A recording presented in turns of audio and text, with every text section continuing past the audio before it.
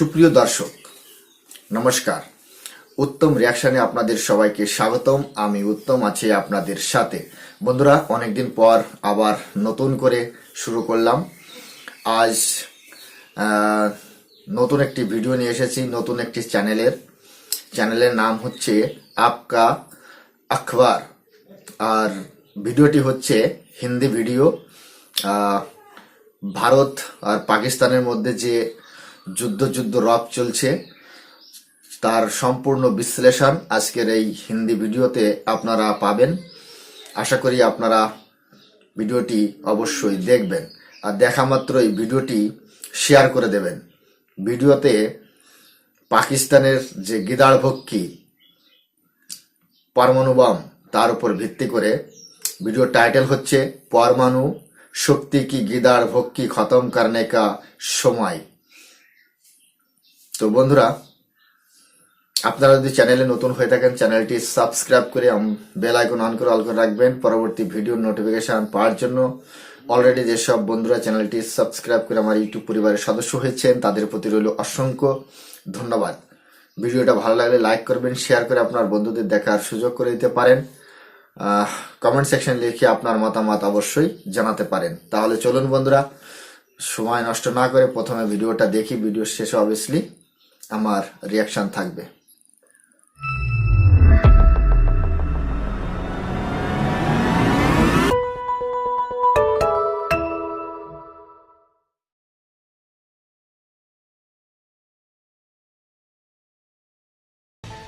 Now start.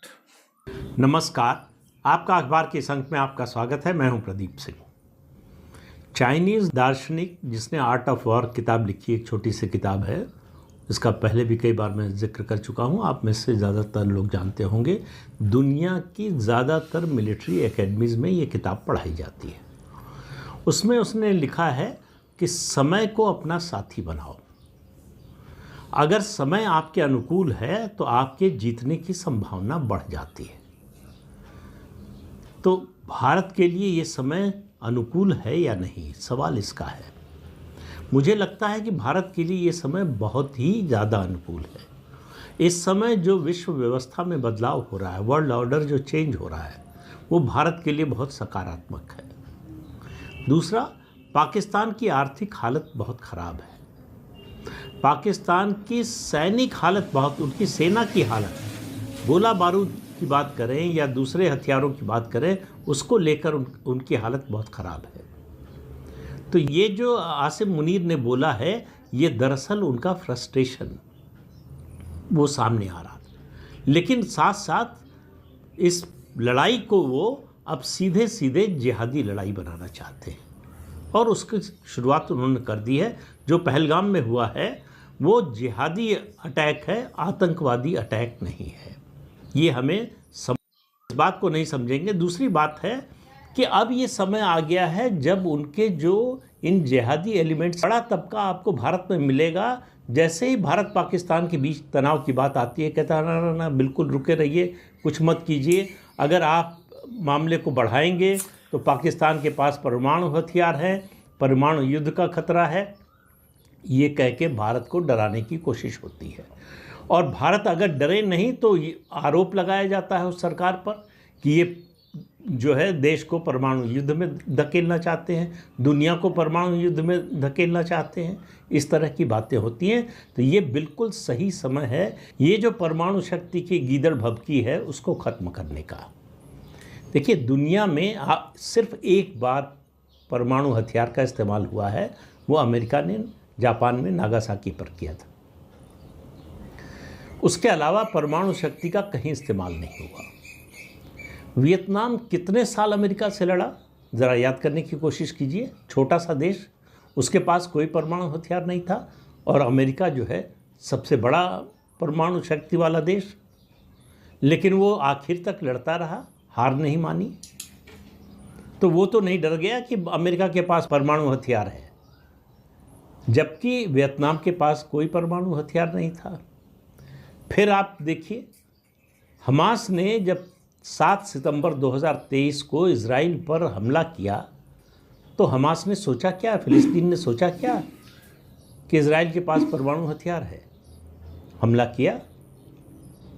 इसके अलावा रूस यूक्रेन युद्ध जो है 3 साल से चल रहा है।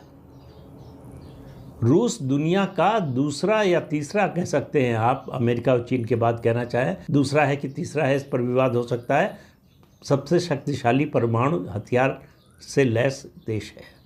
इसके बावजूद 3 साल से यूक्रेन लड़ाई लड़ रहा है। भारत पाकिस्तान के बीच करगिल युद्ध हुआ, उस समय भी यही बात उठाई जा रही थी। अमेरिका ने भारत पर दबाव डाला कि एलओसी मत क्रॉस कीजिए, एलओसी आपकी वायुसेना न क्रॉस करे, नहीं तो परमाणु युद्ध हो सकता है। ये जो डराने की कोशिश है, पाकिस्तान की इतनी औकात हैसियत नहीं है। पहले तो हमें अपनी जो परमाणु हथियार संबंधी डॉक्ट्रिन है उसको बदलना चाहिए। ये जो हमने घोषणा कर रखी है नो फर्स्ट यूज़ की, उसका कोई मतलब नहीं है। आप सीधे सीधे अपनी रणनीति बता रहे हैं अपने दुश्मन को कि जब तुम परमाणु हथियार दागोगे उसके बाद हम एक्शन लेंगे। क्यों ऐसा भाई? उसके मन में ये डर होना चाहिए कि कभी भी हम परमाणु हथियार का इस्तेमाल कर सकते हैं। नो फर्स्ट यूज़ की पॉलिसी को तुरंत स्क्रैप कर देना चाहिए। दूसरा, विश्व व्यवस्था।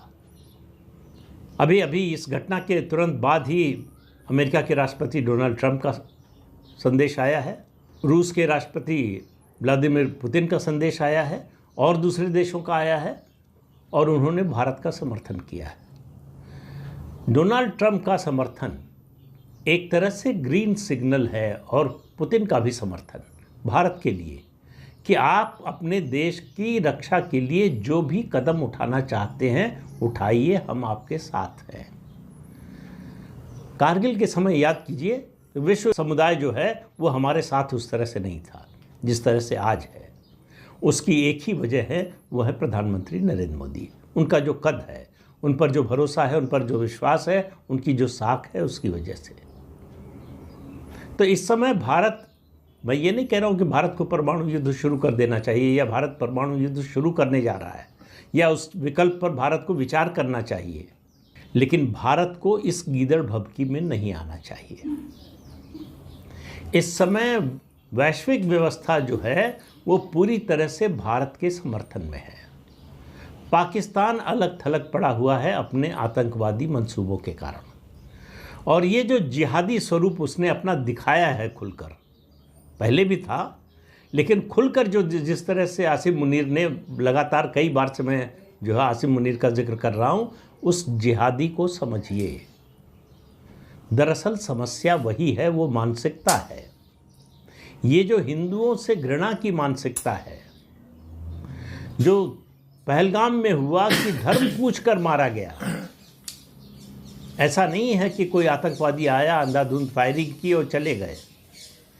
एक एक पुरुष से उसका धर्म पूछा, उसके बाद मारा। और आप देखिए इसका लंबा इतिहास है। ज़्यादा पीछे मत जाइए, चूँकि कश्मीर की बात हो रही है, 1990 याद कीजिए। क्यों ऐसा हुआ कि केवल हिंदुओं को निकाला गया वहाँ से? एथनिक क्लिंजिंग हुई, पूरी तरह से हिंदुओं का कश्मीर से सफाया कर दिया गया। ये उस देश में हुआ जिस देश की 78-80% आबादी हिंदुओं की है। पश्चिम बंगाल में क्या हो रहा है, मुर्शिदाबाद में, उसके अलावा देश के दूसरे कई हिस्सों में क्या हो रहा है। अगर किसी प्रदेश का कोई मंत्री कहता है कि हमारे लिए संविधान से ऊपर शरिया है, तो उसका मतलब समझिए आप। तो भारत भी परमाणु शक्ति संपन्न देश है, केवल पाकिस्तान नहीं है। अगर खतरा हमको है तो उससे कई गुना, 100 गुना, 1000 गुना बड़ा खतरा जो है वो पाकिस्तान पर है। एक समय ऐसा आ गया था जब पाकिस्तान के पास हमसे ज़्यादा परमाणु हथियार थे। आज वो स्थिति पूरी तरह से बदल चुकी है। पिछले 3-4 साल में हमने वो संख्या बहुत ज़्यादा बढ़ा ली है। लेकिन जो परमाणु हथियारों के बारे में जानते हैं, विशेषज्ञ हैं, उनका कहना है कि ये संभव है कि पाकिस्तान एक परमाणु हथियार का इस्तेमाल कर ले, लेकिन उसके बाद जो होगा, उसके बाद दुनिया के नक्शे पर पाकिस्तान नाम का देश नहीं बचेगा। भारत जो करेगा, ये बात पाकिस्तान को भी मालूम है कि वो भारत के किसी एक शहर का नुकसान कर सकता है, लेकिन उसके बाद उसके देश का अस्तित्व ही समाप्त हो जाएगा। तो इसलिए परमाणु हथियार के इस्तेमाल होने का कोई खतरा नहीं है, कोई डर नहीं है। पाकिस्तान के खिलाफ कोई नहीं कह रहा है कि खुला युद्ध भारत छेड़ दे। 50 विकल्प हैं।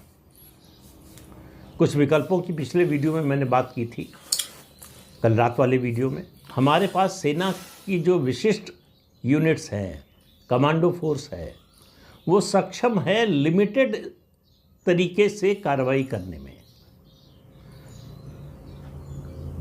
और वो लिमिटेड कार्रवाई जो है वो उसका इम्पैक्ट जो है वो किसी युद्ध से कम नहीं होगा। हमारे पास ऐसे हथियार हैं कि हमको LOC क्रॉस किए बिना हम जो है मारक क्षमता हमारे पास मौजूद है पाकिस्तान का नुकसान पहुंचाने के लिए। इसलिए जो है LOC क्रॉस करने की या उनकी वायु सीमा क्रॉस करने की भी ज़रूरत नहीं है, और ज़रूरत पड़े तो करना ही चाहिए।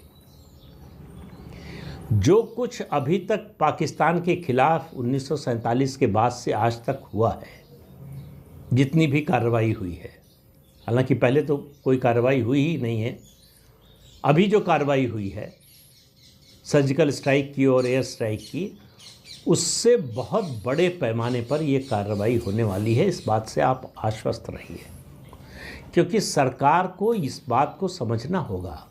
आप देखिए, इतनी बड़ी घटना होने के बाद देश में चुप्पी है, और ये चुप्पी जब बड़े तूफान के बाद ये जब शांति होती है, ये बड़ी खतरनाक होती है। लोगों के मन में गुस्सा है, लेकिन लोग चुप हैं। तो लोगों की ये चुप्पी है, उनके अंदर के आक्रोश को और बढ़ा रही है। ये जो हिंदू मुस्लिम बाइनरी चल ही रही थी पहले से, और वक्फ बोर्ड के जरिए मुसलमानों ने इसको और बढ़ाया, और आसिम मुनीर ने उसको बहुत ऊंचे स्तर तक पहुंचा दिया। एक तरह से जो वक्फ संशोधन विधेयक का अब कानून बन गया है, कानून का विरोध कर रहे हैं, उनको एक तरह से नंगा कर दिया कि तुम्हारी असली मंशा ये है, तुम्हारी मंशा, तुम्हारी नीयत, तुम्हारी विचारधारा ये है कि तुम हिंदुओं के साथ रहना नहीं चाहते। अगर रहना है तो तुम्हारी विचारधारा ये है कि कब्जा करो। ये बात सब लोग समझ रहे हैं, सिर्फ हमारे देश के माननीय न्यायाधीश और बुद्धिजीवी, इन दो वर्गों के समझ में नहीं आ रहा है। तो बुद्धिजीवियों में जो ऐसा वर्ग है वो दरअसल पाकिस्तान का समर्थक रहा है। पाकिस्तान की ISI के लिए काम करने वाले तमाम बुद्धिजीवी हैं, जो अलग अलग संगठनों के नाम पर काम करते रहे, उनकी आर्थिक मदद लेकर काम करते रहे। अब समय है ऐसे लोगों को एक्सपोज करने का, ऐसे लोगों के खिलाफ कार्रवाई करने का, क्योंकि आस्तीन में सांप पालेंगे तो वो डसेगा ही, चाहे जितना दूध पिलाइए, कोई फर्क नहीं पड़ता। दुनिया में कोई ऐसा उदाहरण नहीं है कि जिस सांप को आपने दूध पिलाया है वो आपको डसेगा नहीं। तो ये आस्तीन के सांप हैं, इनकी पहचान करने की ज़रूरत है, और इनकी पहचान अब तो बहुत आसान हो गई है। सोशल मीडिया पर इनके हैंडल देख लीजिए, आपको समझ में आ जाएगा कि कौन पाकिस्तान का जो है ओवरग्राउंड वर्कर बन चुका है या एजेंट बन चुका है, कौन जिहादियों का एजेंट बन चुका है, कौन जिहादियों के लिए कवर फायर दे रहा है, कौन उनका परोक्ष या प्रत्यक्ष रूप से समर्थन कर रहा है। ये सब आपको समझ में आ जाएगा। तो इस समय हमारे लिए सबसे बड़ी बात, हमारे पक्ष में सबसे बड़ी बात, अमेरिका में ऐसा प्रशासन है, अमेरिका के ऐसे राष्ट्रपति हैं डोनाल्ड ट्रंप के रूप में, जो हर हालत में, हर तरह से, हर परिस्थिति में भारत का साथ देने के लिए तैयार है। हमें सबसे बड़ा खतरा जो है, सबसे बड़ा दबाव जो आता था भारत पर, वो अमेरिका से ही आता था कि पाकिस्तान के खिलाफ कुछ मत करो। वो दबाव पूरी तरह से हट गया है। अब भारत सरकार मोदी सरकार पर निर्भर है कि वो इस कार्रवाई को किस स्तर तक, कितनी ऊंचाई तक ले जाना चाहती है। तो मैं जनरल VP मलिक की बात से सहमति जताता हूं कि हमें तीनों सेनाओं के इस्तेमाल के विकल्प पर विचार करना चाहिए, थल सेना, वायुसेना, नौसेना। जब तक इस त्रिशक्ति से घेराबंदी नहीं करेंगे पाकिस्तान की, पाकिस्तान को समझ में नहीं आएगा। और फिर कह रहा हूँ कि पाकिस्तान और भारत के बीच में जो समस्या है उसकी जड़ पाकिस्तान की सेना है। जब तक पाकिस्तान की सेना रहेगी, जब तक पाकिस्तान की सेना लड़ने की हालत में रहेगी, तब तक इस समस्या का हल नहीं होगा। तो अब समय आ गया है इस समस्या के स्थायी समाधान की। अब बहुत सारे विकल्पों पर बात हो रही है। कुछ लोग कह रहे हैं कि जो पीओके में जिस तरह का आंतरिक विद्रोह है पाकिस्तान के खिलाफ, उसका फ़ायदा उठाना चाहिए और इसी समय पीओके ले लेना चाहिए। ये भी एक विकल्प है, लेकिन मेरा मानना है कि जितने सारे विकल्प हैं सबका इस्तेमाल करना चाहिए। मल्टी प्रॉन्ग्ड अटैक होना चाहिए पाकिस्तान पर। उसमें जो है सैन्य विकल्प भी है, गैर सैन्य विकल्प भी है। हर तरह से डिप्लोमेटिक लेवल पर, इंटरनेशनल लेवल पर, व्यापार के स्तर पर, उसके अलावा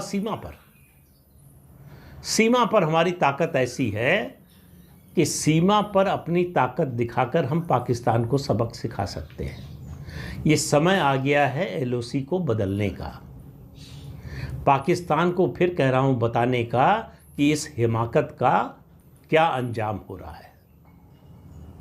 तो ये जो परमाणु शक्ति का डर दिखाने वाले हैं, ये मानकर चलिए ये पाकिस्तान समर्थक है। ये भेड़ के वेश में भेड़िया हैं जो घूम रहे हैं इस देश में, जो इस देश की खाते हैं और इस देश का विरोध करते हैं, इस देश के विरोध में किसी भी स्तर तक जाने को तैयार हैं। तो भेड़ के वेश में छिपे हुए भेड़ियों से सावधान रहिए। परमाणु शक्ति का ये जो डर दिखाना है, इसको भूल जाइए। ये आतंकवादी संगठन, ये सब प्यादे हैं पाकिस्तान की सेना के। निशाना पाकिस्तान की सेना और उसका जो नया जिहादी प्रमुख है आसिम मुनीर, वो होना चाहिए। अर्जुन की आंख की तरह से लक्ष्य वहीं पर होना चाहिए। इधर उधर अगर डिगे आप तो केवल टहनियाँ तोड़ पाएंगे, पत्ते तोड़ पाएंगे। लेकिन जिस तरह की खबरें आ रही हैं, जिस तरह की तैयारी भारत सरकार और सुरक्षा एजेंसियां और हमारी फ़ौज की ओर से होती हुई दिखाई दे रही है, उससे कम से कम मुझे इतनी निश्चिंतता है कि कोई बहुत बड़ा कदम सरकार उठाने जा रही है। पाकिस्तान को अब तक का पिछले 77 साल का सबसे बड़ा सबक सिखाने जा रही है। बात केवल समय की है। उरी और उसके बाद पुलवामा, मैक्सिमम 13 दिन लगे थे। तो काउंटडाउन शुरू कर दीजिए। कितने दिन लगेंगे ये हमको आपको बहुत जल्दी ही पता चल जाएगा। इसमें बहुत ज़्यादा समय नहीं लगने वाला है। 3 महीने, 6 महीने, 8 महीने, साल भर ऐसा नहीं होने वाला है। इसका जवाब जल्दी ही, और जो किया है पाकिस्तान ने, फिर कह रहा हूँ उससे कई गुना ज़्यादा मिलने वाला है। तो इस अंक में इतना ही। अगले अंक में फिर मिलेंगे किसी नए मुद्दे के साथ। तब तक के लिए अनुमति दीजिए। आपसे अनुरोध है कि ये चैनल देखिए, शेयर कीजिए, लाइक कीजिए और सब्सक्राइब जरूर कीजिए। नमस्कार। সুপ্রিয় দর্শক, পাকিস্তান বারবার ভারতের উপর পরমাণু বোমের ধমকি দিয়ে থাকে। আমরা জানি পারমাণবিক বম কোনো দেশের উপর অ্যাটাক করা অতটা সহজ নয়, কিন্তু পাকিস্তান বারবার ভারতের উপর পারমাণবিক বম অ্যাটাক করার ধমকি দিয়ে থাকে। তো আমার কথা হচ্ছে, একবার হয়েই যাক না পাকিস্তানিদের কত বড় গুর্দা রয়েছে, কত বড় হিম্মত রয়েছে যে ভারতের উপর পারমাণবিক অ্যাটাক করতে পারে। দোস্ত, পাকিস্তান কিছুই করতে পারবে না। যদি পাকিস্তান ভারতের উপর পারমাণবিক অ্যাটাক করে বসে একবার, তারপরেও ভারত তো থাকবে, কিন্তু পাকিস্তান থাকবে না। পাকিস্তান এই ওয়ার্ল্ড ম্যাপ থেকে মুছে যাবে। পাকিস্তান নিজের পায়ে নিজেই কুড়াল মারছে। পাকিস্তান কখনোই কোনো দেশের উপর পারমাণবিক অ্যাটাক করার ক্ষমতা রাখে না। যদি রাখতো তাহলে এতদিন ইসরায়েলের উপর পারমাণবিক অ্যাটাক করতে পারত, কিন্তু জানে যে পারমাণবিক অ্যাটাক করলে নিজের অস্তিত্বই শেষ হয়ে যাবে, নিজের বলে আর কিছু থাকবে না, এটা সবাই জানে। দর্শক, এই ভিডিও দেখার পর আপনাদের কি মতামত? রিয়াকশন তো আমি দেব না, রিয়াকশন দেবেন আপনারা। আপনাদের কি রিয়াকশন, সেই রিয়াকশনটা অবশ্যই কমেন্ট সেকশন লিখে আমাকে জানাবেন। ভিডিওর কমেন্ট সেকশন ওপেন রয়েছে, আপনারা ভরে ভরে কমেন্ট করুন আপনাদের ওপিনিয়ন, যে পাকিস্তান ভারতের উপর পারমাণবিক অ্যাটাক করার ক্ষমতা রাখে কি রাখে না। আমাদের কাছে যে পারমাণবিক বম রয়েছে সেগুলো তো আমরা আর দীপাবলি মে চালাবো না, সেগুলোও কিন্তু পাকিস্তানের জন্যই রয়েছে। আমরা কিন্তু কখনোই কোনো দেশের উপর সর্বপ্রথম পারমাণবিক বম অ্যাটাক করব না। যদি কোনো দেশ আমাদের উপর অ্যাটাক করে, ভারতের উপর অ্যাটাক করে, তাহলে ভারত রিটেলিয়েট করবে, তার জবাব দেবে, সে দেশ মিটে যাবে, পাকিস্তান তো থাকবেই না। আপনাদের কি মতামত সেটা কমেন্ট সেকশনে লিখে অবশ্যই জানান। ভিডিওটি ভালো লাগলে অবশ্যই লাইক করবেন, শেয়ার করবেন, চ্যানেলটি সাবস্ক্রাইব করে আমার পাশেই থাকবেন। আর হ্যাঁ, ভিডিওটি অবশ্যই শেয়ার করবেন। বর্তমান সময় কিন্তু খুবই একটা টাফ সিচুয়েশন, মানে সমস্যার মধ্য দিয়ে দুই দেশ যাচ্ছে, সেটা আপনারা কিন্তু অবশ্যই জানেন এবং শেয়ার করুন। আর এইরকম অ্যানালাইসিস দেখতে হলে চ্যানেলটি অবশ্যই সাবস্ক্রাইব করে রাখুন। নমস্কার।